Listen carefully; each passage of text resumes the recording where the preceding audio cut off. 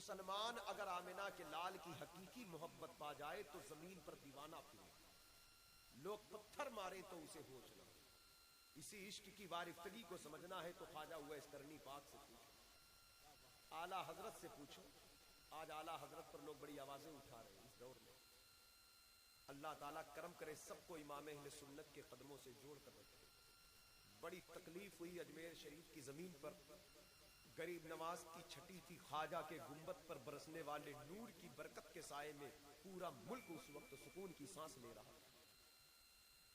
गरीब नवाज का गुंबद, एक बात याद रखिएगा, सिर्फ ख्वाजा के आंगन का साया नहीं है, गुंबद गरीब नवाज वो गुंबद है जो पूरे हिंदुस्तान पर साया है।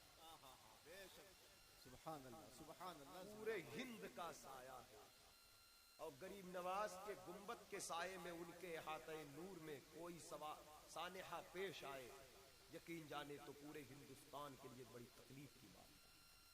ख्वाजा के रूह को तकलीफ पहुंचाई गई ख्वाजा के आंगन में, जिस आंगन से मोहब्बत और भाईचारगी का पैगाम वादिये हिंद से उजागर हुआ, उसी ख्वाजा के लाए हुए ख्वाजा का कलमा पढ़ने वाले ख्वाजा के तालीम से मुनहरिफ हो रहे। एक तरफ सरकारे गरीब नवाज के सच्चे जानशीन इमाम अहमद रजा के गुलाम, गरीब नवाज के इल्म के सच्चे वारिस इमाम अहमद रजा का नारा लगा रहे थे, जिस नारे से गरीब नवाज सरकार को खुद खुशी हासिल, क्योंकि अगर मसलके आला हजरत कहा जाए तो ये मसलके आला हजरत सिर्फ आला हजरत तक महदूद नहीं रहता, यही मसलके गरीब नवाज भी है, यही मसलके गौसे आज़म।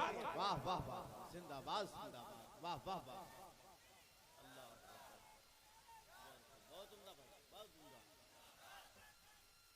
जिंदाबाद जिंदाबाद जिंदाबाद।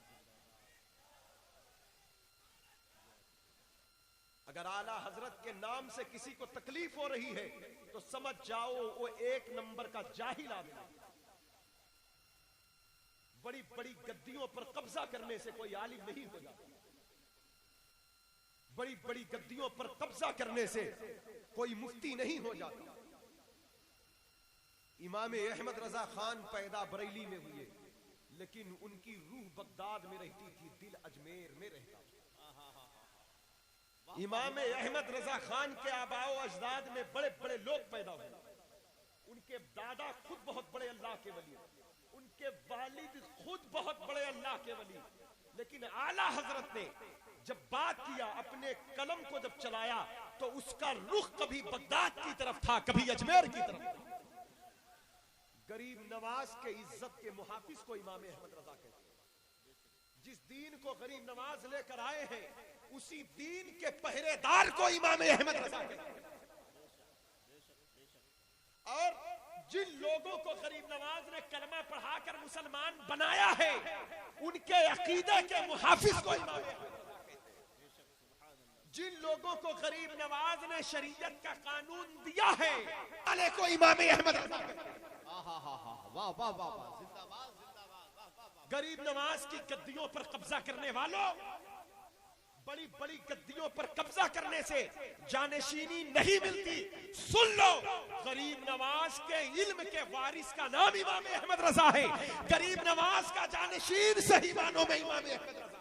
बेशक, सुभान अल्लाह सुभान अल्लाह, जिंदाबाद जिंदाबाद, बहुत उम्दा पैगाम, जिंदाबाद। उनके नारे से तुम्हें तकलीफ हो रही है, उनके नारे से तुम्हें तकलीफ हो रही है, लेकिन तुम्हें तकलीफ हो रही है हो, क्योंकि जब अकीदे में खलल हो तो तकलीफ होती है, लेकिन ये नारा ख्वाजा की खुशी के लिए लगता है, क्योंकि ख्वाजा को खुशी हो रही है।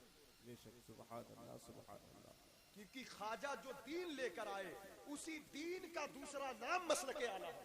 बेशक, सुभान अल्लाह, माशाअल्लाह, उसी दीन की पहचान का नाम मसलके आला हजरत है। इसलिए हजरत गिरामी वकार कहने का मतलब है, अजमेर शरीफ जाओ, अजमेर शरीफ जाओ, जरूर जाओ, लेकिन अजमेर शरीफ जा करके उन मुजावरों की झोली ना भरो। कीमती कीमती चादरें आप डालते हो और उसको बेच बेच कर वो फूलते हैं। बड़ी बड़ी कीमती चादरों से ख्वाजा पाक खुश नहीं होंगे, ख्वाजा के रोजे पर दरूद के नजराने पेश करो, बेशक, सुभान अल्लाह, माशाअल्लाह, तिलावत कुरान के नजराने पेश करो, अगर आपको कुछ पैसे खर्च करना है तो ख्वाजा के नाम पर मोहल्ले के गरीब बच्चों को कपड़े पहनाओ। बेशक, वाह वाह वाह वाह, बहुत उम्दा पैगाम।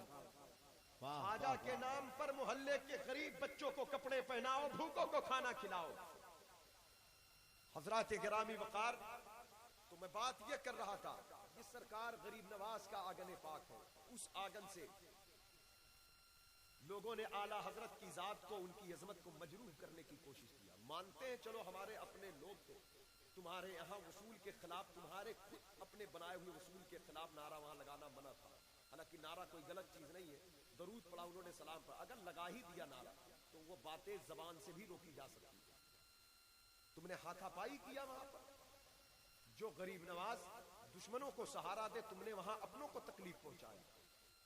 हमारे बुजुर्गों ने फरमाया है कि सरकार आला हजरत फाजिल बरेलवी को समझने के लिए इल्म का होना जरूरी है, फिर इश्क का होना जरूरी है। जो शख्स आलिम हो वो कभी आला हजरत का बागी नहीं हो सकता, और जो आशिक हो, क्योंकि ये डिपार्ट इल्म और इश्क का।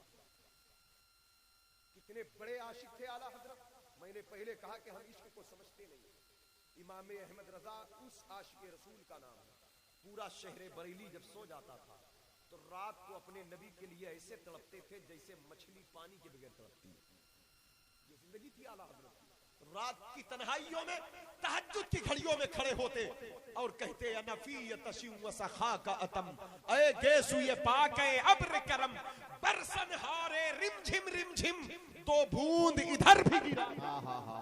वाह वाह वाह। अल बहरो अला वल मौजो तगा, मनबे का सुतूफा हो शुरबा, मझधार में हूँ बिगड़ी है हवा, मोरी नैया पार लगा।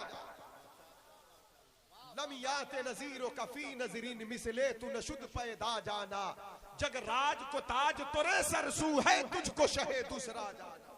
माशाअल्लाह माशाअल्लाह, जिंदाबाद।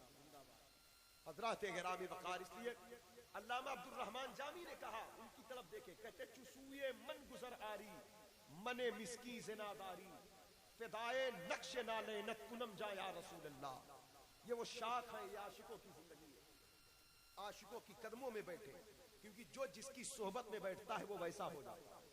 आशिक के पास बैठोगे आशिक बन जाओगे, आलिम के पास बैठोगे दीन की समझ आ जाएगी। समझ रहे?